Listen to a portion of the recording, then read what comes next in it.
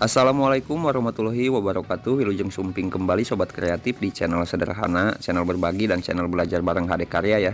Sehat, sukses, lancar jaya buat semuanya dimanapun berada. Untuk semua yang masih semangat setia belajar bareng bersama-sama di channel ini, mohon maaf ya untuk terjedanya atau melambatnya uploadan di channel ini, karena bentroknya beberapa kesibukan di tempat saya ya, yang mengharuskan belajar bareng kita sedikit melambat ya Sobat Kreatif. Tapi apapun itu, semoga setiap helah semangat dan kuatnya niat untuk menambah setiap pengetahuan tidak terhapus, tapi makin menambah kehausan ya akan keingintahuan untuk perkembangan. Baiklah, agar tidak makin panjang lebar ya Sobat Kreatif, karena seperti yang bisa dilihat durasi kali ini sangat cukup untuk membuat gerah dan bikin jengkel yang menonton. Kita coba langsung perjelas secara singkat ya terlebih dahulu apa yang bisa saya coba bagikan di tema belajar bareng kita kali ini. Jadi di sini saya akan coba buat bending plat dengan sistem hidrolik dari awal sampai selesai ya Sobat Kreatif. Berbeda dengan bending plat yang sebelum-sebelumnya pernah beberapa kali dengan berbagai ukuran dan berbeda-beda sistem yang dipakai ya pada cara kerja alatnya. Itu juga jadi salah satu kenapa di channel ini mulai melambat ya uploadannya, karena saya sendiri selalu memastikan ya apa yang bisa saya bagikan di channel ini harus berbeda atau harus ada ya walau sedikit yang belum saya bagikan di channel ini, agar tidak bosan ya Sobat Kreatif dan ada perkembangan dari setiap video yang ditonton di channel ini.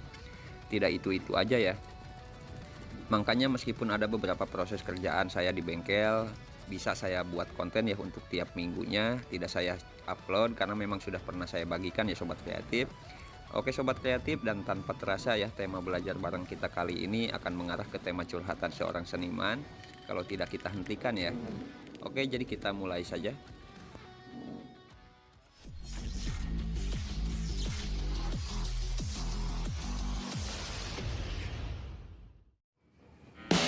Oke, dan baiklah Sobat Kreatif, agar tema belajar bareng kita kali ini bisa berimbang dan seimbang. Jadi sebelum ke pembahasan pembuatan bending platnya, seperti biasa ya, di sini saya akan memperkenalkan unit mesin las gahar yang simple, ekonomis, mudah dioperasikan oleh para pemula seperti saya.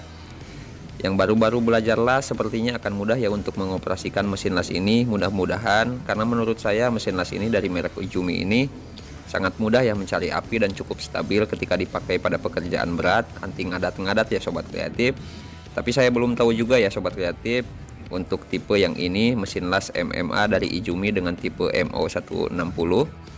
Oke, kenapa harus mesin las Izumi ya Sobat Kreatif? Karena udah beberapa tipe yang pernah saya coba pada pekerjaan, dari mulai tipe MO120, juga ada MIG 130, plasma cut 40 juga dari Izumi ya, yang sampai saat ini masih bekerja keras di tempat saya tanpa kendala ya, alhamdulillah. Jadi saya penasaran ya Sobat Kreatif dengan yang MO160 ini, apakah sama bisa bekerja keras juga di tempat saya. Oke, sekarang kita coba ulas ya dan review sedikit ya untuk setiap spek dan apa yang bisa kita dapat dari kemasan mesin las ini. Baiklah Sobat Kreatif, dan seperti inilah isi kemasan jika kita beli unit atau mesin las Izumi MO160 ini ya. Seperti pada umumnya kita beli mesin las di pasaran ya Sobat Kreatif. Yang pertama ada kedok las standar bawaan mesin las lengkap dengan kaca adinnya ya. Ada palu terak juga atau sikat kawat untuk pembersih terak. Kabel massa atau negatif dengan panjang 100 cm ya untuk bawaannya. Tentunya jika ada kabel negatif, tentu harus ada kabel positifnya ya Sobat Kreatif, dengan ukuran panjang kabel di setang lasnya sama ya di 100 cm atau 1 meter.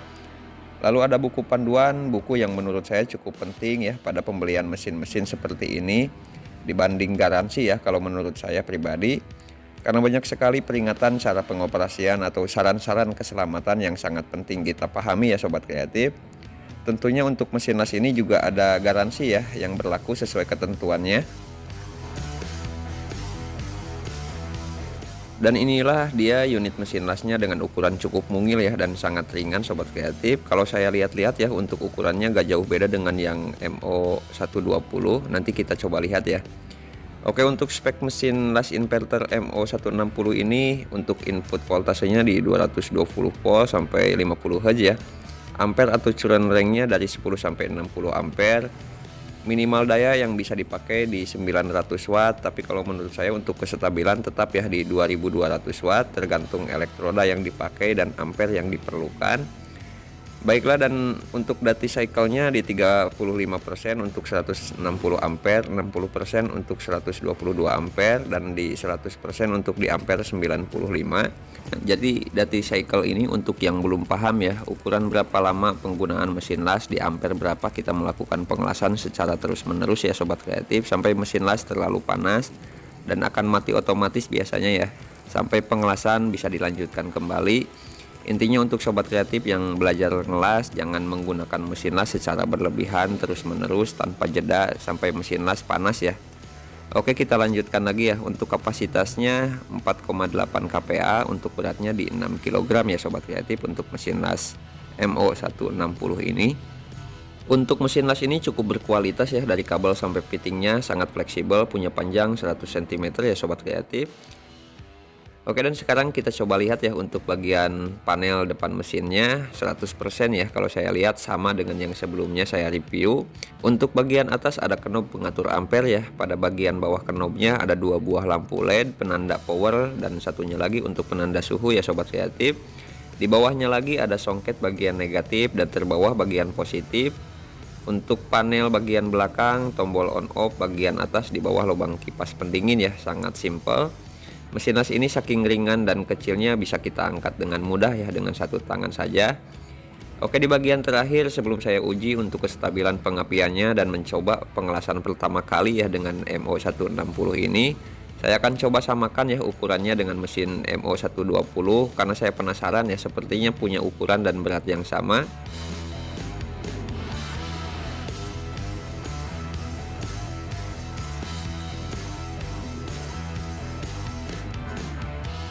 Oke, dan memang benar ya sobat kreatif, ukurannya sama persis dengan yang MO120. Oke, untuk sobat kreatif yang belum sempat lihat review dari Izumi yang MO120 dan juga MiG130, bisa dicek ya di playlist videonya di channel ini. Mungkin itulah sedikit yang bisa saya ulas untuk para pemula yang sekarang lagi ada niatan pingin punya mesin las yang ringan, murah, dan mudah ya dioperasikan ketika belajar. Mungkin MO160 ini bisa jadi referensi untuk dijadikan pilihan pembelian selanjutnya. Oke sobat kreatif, sekarang kita lanjut kembali ya pada tema belajar cara pembuatan bending plat sistem hidroliknya.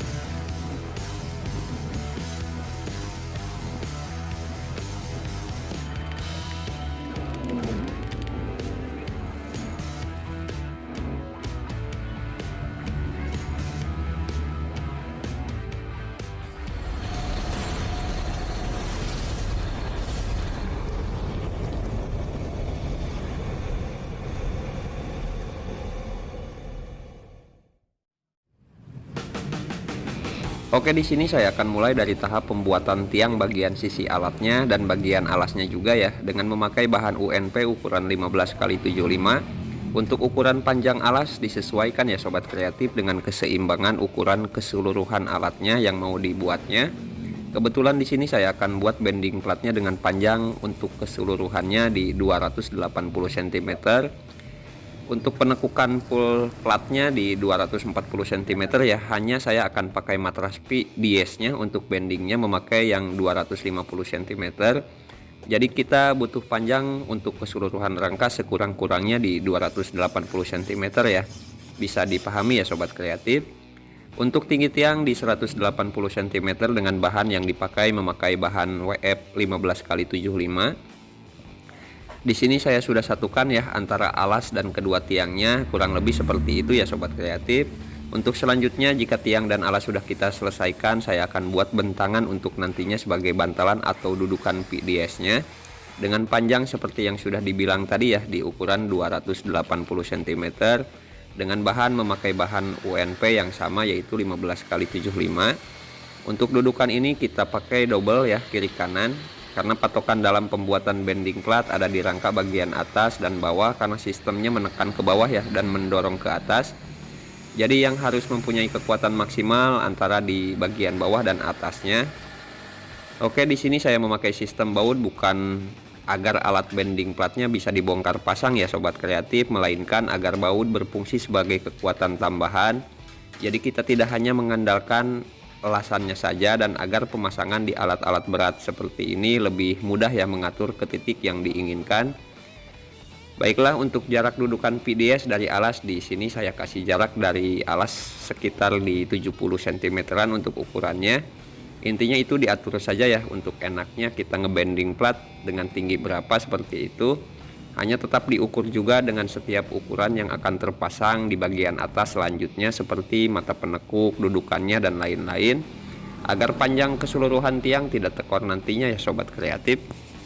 Baiklah, seperti yang bisa dilihat ya sobat kreatif, di bagian dalam dudukan PDS-nya saya sudah buatkan beberapa tanda yang sudah saya bagi ya tentunya dari keseluruhan panjang rangka sebelumnya.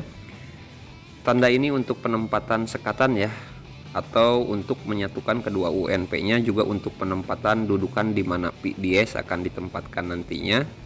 Yang saya buat dari bahan plat ketebalan 21 mm. Di bagian bawah platnya saya juga sertakan ya penahan dan penambah kekuatan yang saya buat dari beberapa potongan bahan WF.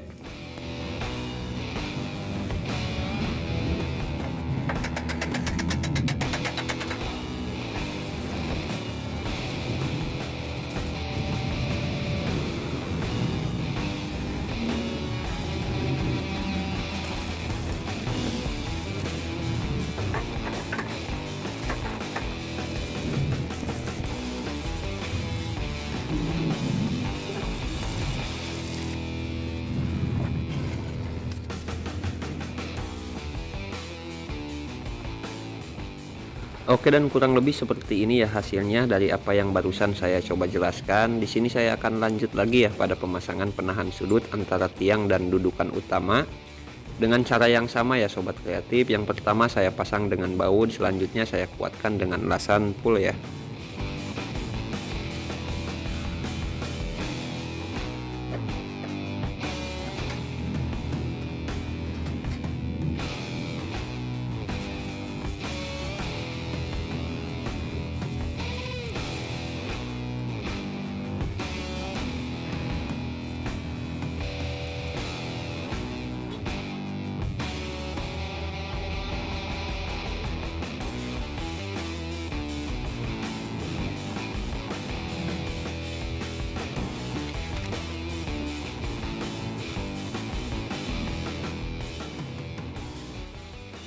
Untuk pemasangan penahan sudut sudah kita selesaikan. Sekarang saya akan lanjut lagi ya pada proses penambahan tulangan pada bahan dudukan utamanya, dengan menambahkan beberapa potongan plat pada bagian dalam bahan UNP-nya seperti ini ya sobat kreatif. Kita las yang kuat ya. Sekalian kita kuatkan juga bagian atas dudukannya.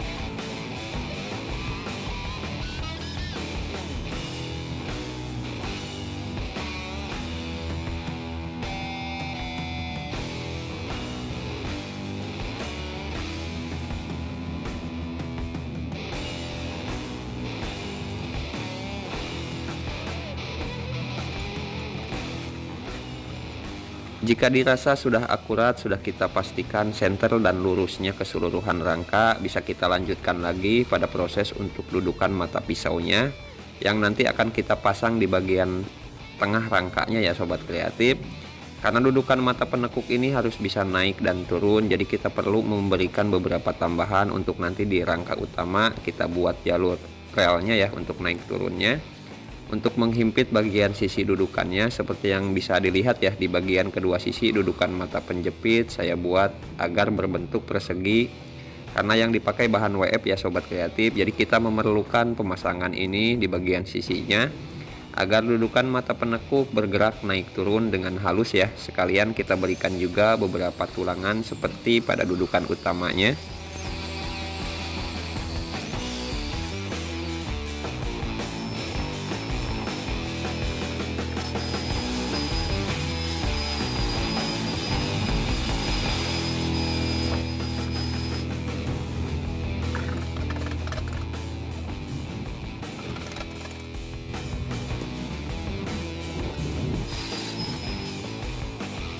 Untuk dudukan mata penjepit kurang lebih seperti ini ya sobat kreatif. Kita coba dulu apakah sudah sesuai pada rangkanya. Jika sudah sesuai dari panjang dan jarak untuk pembuatan nanti untuk jalur relnya ya. Sekarang saya akan lanjut pada perkenalan bahan selanjutnya yang sudah saya siapkan di sini ya. Yang pertama ada PDS untuk bending plat ya.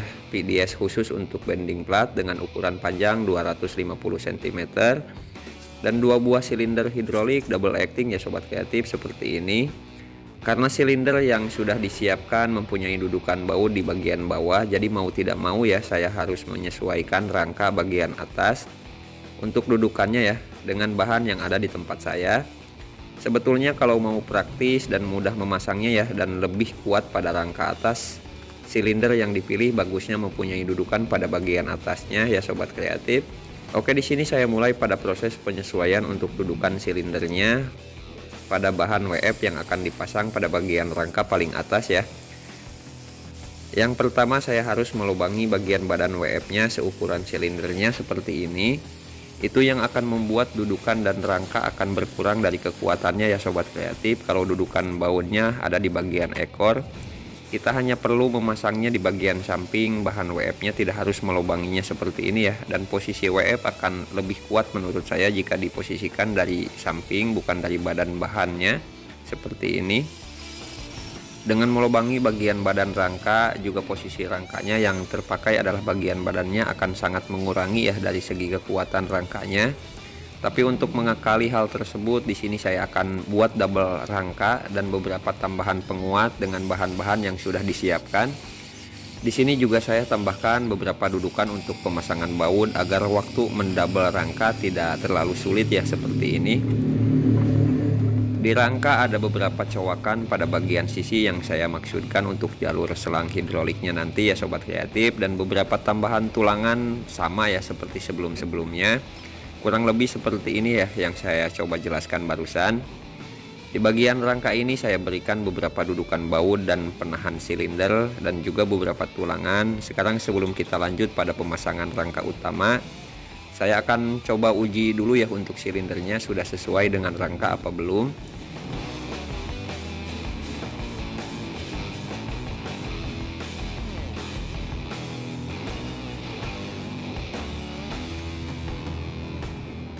Jika sudah, kita bisa siapkan beberapa rangkaian selang hidroliknya dan juga power packnya atau pompa hidroliknya ya. Lalu kita coba pada fungsi silinder dan beberapa jalur pada rangkanya.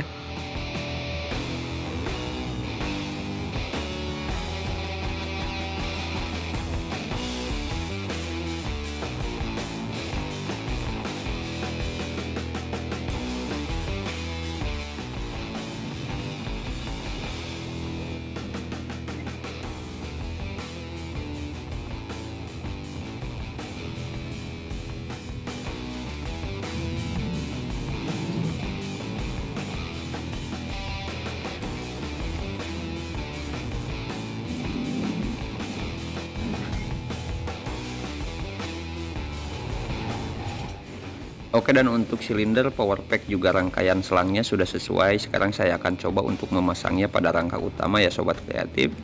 Bagian atas atau dudukan silinder seperti yang sudah dijelaskan ya, akan mempunyai rangka double dengan beberapa tambahan nantinya ya.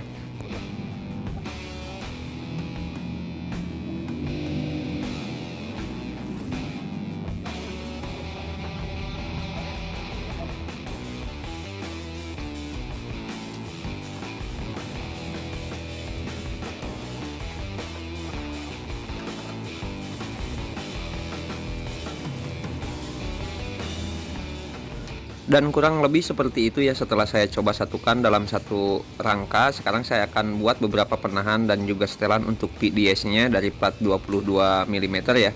Dan caranya seperti ini ya sobat kreatif.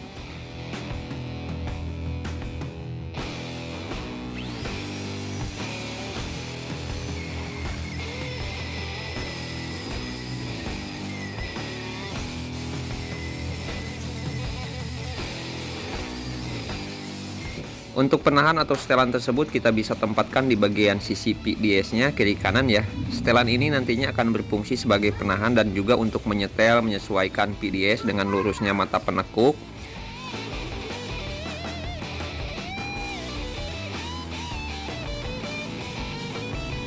Kita coba setel dulu ya PDS-nya agar tepat berada di center rangkanya sebelum ke pemasangan mata penekuk yang sudah saya siapkan di sini. Di sini saya pakai mata penekuk berbahan baja D2 dengan masing-masing panjang 5 buah ukuran 50 x 15 ya. Di mata pisaunya sudah saya siapkan juga beserta beberapa dudukan untuk nanti menyatukan tiap bagian mata penekuknya. Seperti ini ya sobat kreatif. Ketika kita pasang mata penekuk harus benar-benar lurus ya agar nanti ketika terjadi tekanan tidak mendorong ke samping ya sobat kreatif, tapi tepat berada di senternya.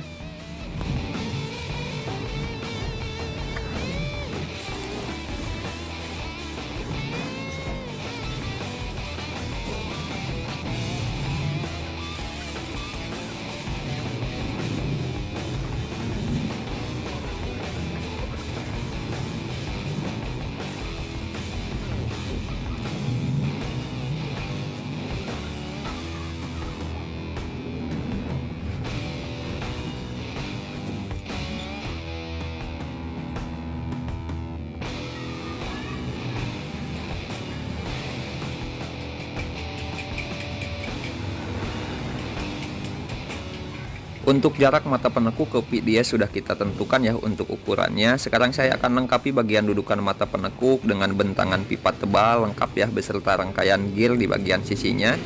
Bentangan ini terpasang di bagian dudukan mata penekuknya ya sobat kreatif, karena bentangan ini akan berfungsi sebagai penyetabil naik turunnya silinder nantinya ya. Soalnya silinder yang dipakai ada 2 buah ya di alat ini dengan jarak dari power pack berbeda jarak ya sobat kreatif, yang akan membuat tekanan oli akan lebih cepat menjangkau silinder yang berjarak dekat, yang akan berefek pada kedua silinder tidak akan turun ya naik secara bersamaan. Tapi kalau power pack yang dipakai sudah dilengkapi dengan divider valve, hal ini tidak harus kita lakukan ya. Jika sudah dilakukan, sekarang kita coba fungsinya ketika naik turun ya sobat kreatif, apakah sudah selaras di kedua bagian silindernya.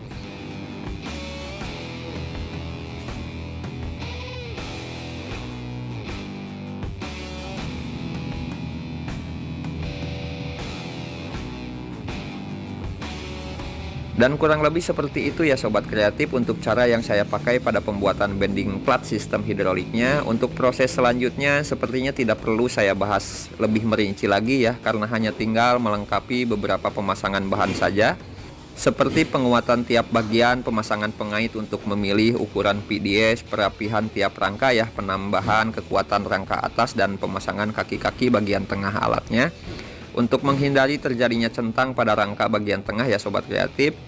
Setelah itu kita tinggal uji pada penekukan secara berkala untuk memastikan alat yang dibuat bisa menekuk sesuai ketebalan yang ditargetkan.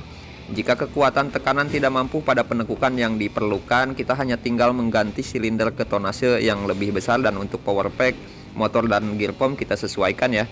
Untuk sisanya ya kita tinggal finishing sesuai selera ya.